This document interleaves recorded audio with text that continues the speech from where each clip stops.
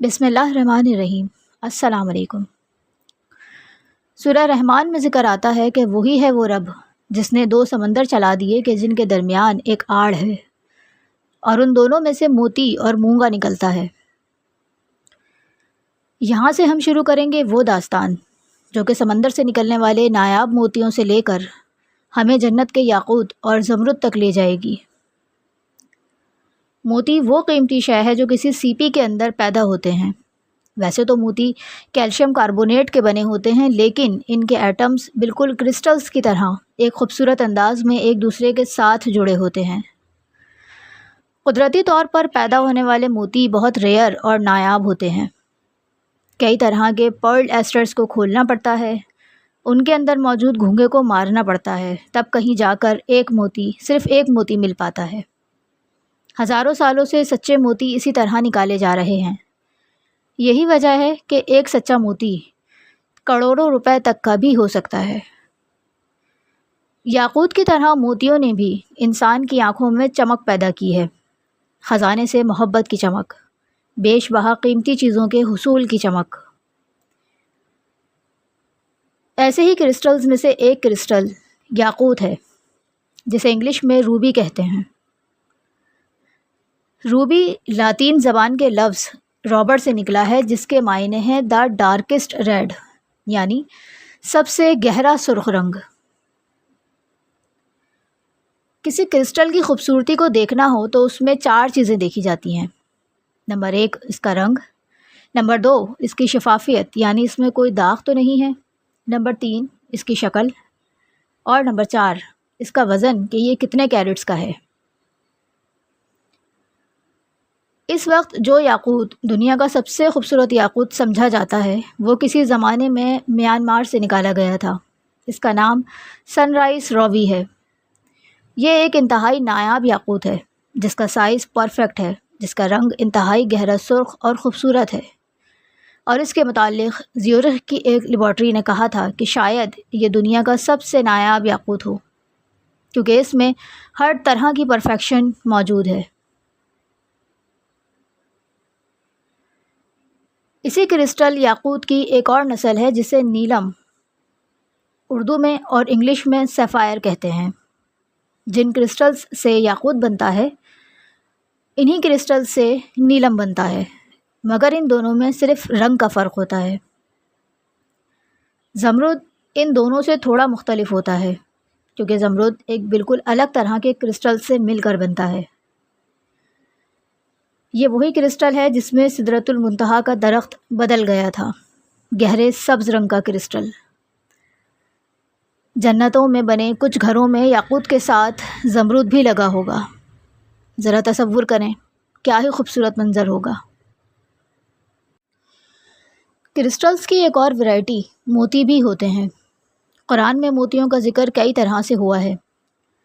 سورہ حج اور سورہ فاطر کہ جہاں جنتیوں کو سونے کے کنگن اور سچے موتی پہنائے جانے کا ذکر ہے، جبکہ سورہ نور میں جنتیوں کے خادمین کے طور پر ذکر آتا ہے کہ وہ لوگ ایسے ہوں گے جیسے چھپے ہوئے موتی۔ سورہ واقعہ کی آیت کہ جس میں بڑی بڑی آنکھوں والی حوروں کا ذکر آتا ہے کہ وہ ایسی ہیں جیسے ڈھکے ہوئے موتی۔ اسی طرح سورہ نساء میں جنت کی ایک نہر سلسبیل کا ذکر ہے کہ اس کے کنارے رہنے والے لوگ ایسے ہوں گے جیسے بکھرے ہوئے موتی۔ نبی اکرم صلی اللہ علیہ وآلہ وسلم نے کچھ ایسے لوگوں کے متعلق بتایا تھا کہ وہ جہنم سے اس طرح نکلیں گے کہ جل چکے ہوں گے، پھر ان کو ایک ایسی نہر کے آگے ڈالا جائے گا جس کا پانی آب حیات ہوگا۔ حدیث میں آتا ہے کہ وہ لوگ یہ پانی پی کر ایسے اگیں گے جیسے پانی کے گزرنے کے بعد ہریالی نکل آتی ہے، اور جب وہ لوگ ایسے نظر آتے ہوں گے جیسے کہ موتی۔ جامع ترمذی کی ایک حدیث سے روایت ہے کہ جب عیسیٰ علیہ السلام دمشق میں موجود مینار پر آسمانوں سے اتریں گے تو انہوں نے زرد رنگ کے کپڑے پہن رکھے ہوں گے اور وہ 2 فرشتوں کے بازوؤں پر ہاتھ رکھے ہوئے ہوں گے۔ جب عیسیٰ علیہ السلام اپنا سر جھکائیں گے تو ان کے بالوں سے پانی ٹپکے گا، وہ موتیوں کی طرح کی بوندوں کی صورت میں گرے گا۔ یہ واقعی موتی ہوں گے یا پھر یہ صرف ایک اشارہ ہے، اس بارے میں اللہ تعالیٰ بہتر جانتا ہے۔ جب حضور اکرم صلی اللہ علیہ وآلہ وسلم کو جنت کی سیر کروائی گئی تو آپ نے دیکھا تھا کہ وہاں سچے موتیوں سے بنا ہوا ایک گھر ہے جو بالکل خالی ہے۔ اس کی لمبائی کے بارے میں آپ نے کہا تھا کہ وہ بہت عظیم ہے۔ جنت کے پتھر اور کنکریاں تک موتیوں کی بنی ہوئی ہیں۔ انڈیا کی 2 ریاستیں آندھرا پردیش اور تیلا ننگنا کسی زمانے میں کولکنڈا ریاست کہلایا کرتی تھیں۔ بڑے بڑے تاریخ دانوں کی معلومات سے یہ پتہ چلتا ہے کہ 17ویں صدی تک پوری دنیا میں کولکنڈا واحد جگہ تھی جہاں سے ہیرے نکل رہے تھے۔ اس وقت وہاں ہیروں کی 38 کانیں کام کیا کرتی تھیں۔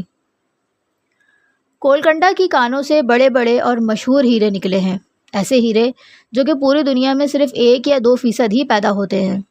آج ان ہیروں کو کولکنڈا ڈائمنڈز کہا جاتا ہے۔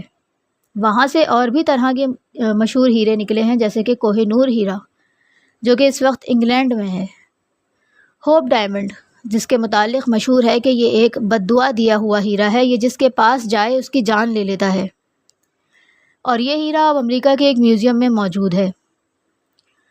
سبز رنگ کا ایک بہت بڑا ہیرا جو کہ جرمنی میں موجود ہے۔ یہ تمام ہیرے نایاب ترین ہیں اور یہ سب کے سب کولکنڈا کی کان سے دریافت کیے گئے تھے۔ اب آ جاتے ہیں اس سوال پر کہ کیا یہی وہ ہیرے جواہرات ہیں جو جنت کے محلات میں بھی موجود ہوں گے؟ اسی ٹاپک سے ریلیٹڈ مزید ویڈیوز ہمارے چینل پر الگ سے پلے لسٹ کی صورت میں موجود ہیں۔ میری آپ سے گزارش ہے کہ ان ویڈیوز کو بھی ضرور دیکھیں۔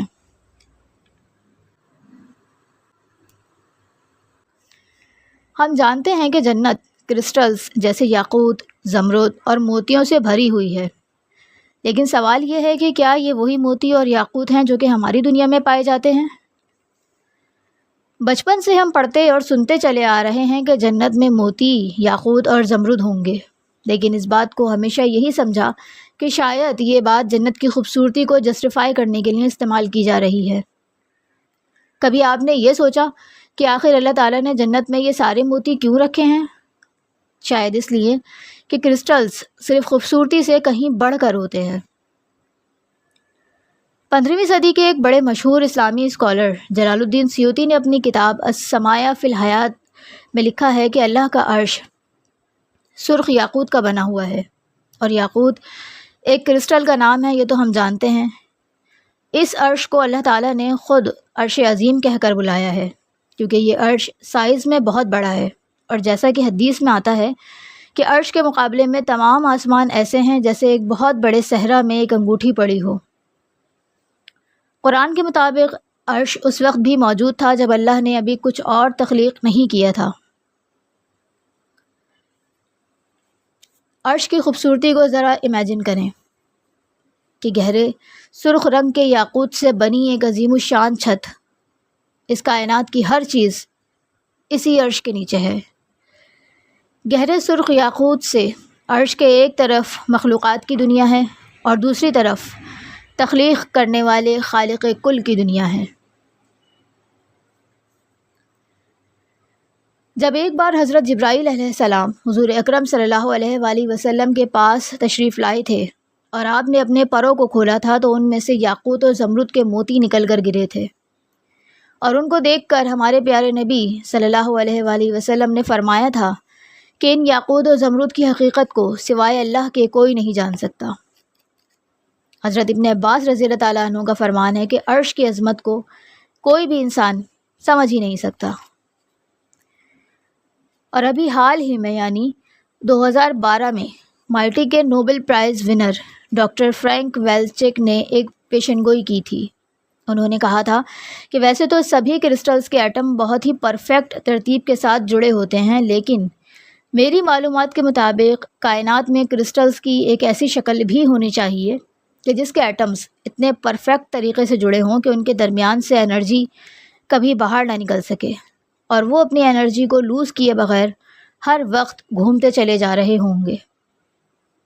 اگر کبھی ہم نے ان کرسٹلز کو دیکھا تو وہ ہمارے لیے بالکل اجنبی ہوں گے۔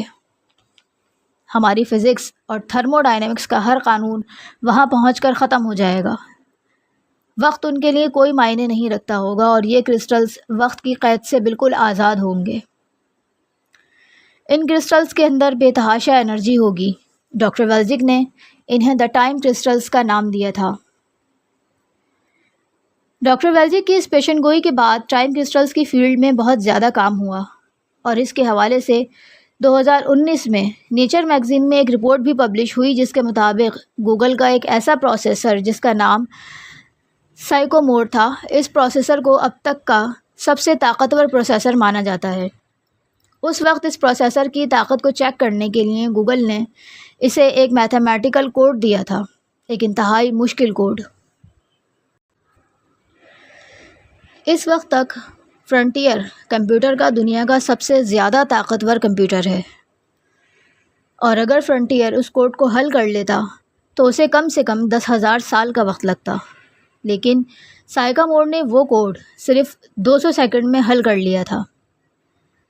سائیکومور کی اس طاقت کو دیکھتے ہوئے پہلی مرتبہ دنیا کے IT جائنٹس نے تاریخ میں پہلی دفعہ ایک ہیرے کے اندر موجود کچھ ایٹمز کو ٹائم کرسٹلز سے تبدیل کر دیا تھا۔ ان کی رپورٹ کے مطابق اگر ہمارے پاس ٹائم کرسٹل ٹیکنالوجی آ جائے تو صرف چند لمحوں کے اندر انسان اس کائنات کے ہر علم تک پہنچنا شروع کر دے گا۔ ہم جان چکے ہیں کہ عرش سرخ یاقوت کا بنا ہوا ہے، سدرہ کی شاخوں سے اوپر کسی قسم کے ڈیپ ریڈ کرسٹلز کا عرش، اور وہیں کہیں ایک باؤنڈری ہے، اوپر اور نیچے کی دنیاؤں کی باؤنڈری۔ حضور اکرم صلی اللہ علیہ وآلہ وسلم نے بتایا ہے کہ جو بھی علم نیچے سے جاتا ہے وہ وہاں سے لیا جاتا ہے، اور جو کچھ حکم اوپر سے آتا ہے وہ وہیں سے وصول کیا جاتا ہے۔ یہاں محسوس کریں کہ عرش جو کہ کرسٹل سے بنا ہوا ہے کسی قسم کی کوئی انفارمیشن پاس کر رہا ہے، اور یہاں ہم لوگ ہیں جو کہ ٹائم کرسٹلز کے چند ایٹم کے ذریعے اس کائنات کو ختم کرنے کا سوچ رہے ہیں۔ ذرا تصور کریں کہ سرخ یاقوت کی وہ شکل جو کہ 7 آسمان 7 زمینوں اور ان کے درمیان موجود ہر شے کی معلومات کو یہاں سے وہاں اور وہاں سے یہاں پاس کر رہی ہے، وہ عرش کس قسم کے پاورفل کرسٹلز سے مل کر بنا ہوگا؟ وقت کی قید سے آزاد ٹائم کرسٹل سے، یا پھر اس سے بھی بڑھ کر کوئی شے کہ جسے اللہ تعالیٰ نے عرش عظیم کہا ہے اور خود کو رب عرش عظیم کہہ کر ریفر کیا ہے، کیونکہ اس ناقابل تصور طاقت والے عرش کا رب وہی اللہ ہے جو کہ ساری کائنات کا رب ہے، جو کہ ہمارا اور آپ کا رب ہے۔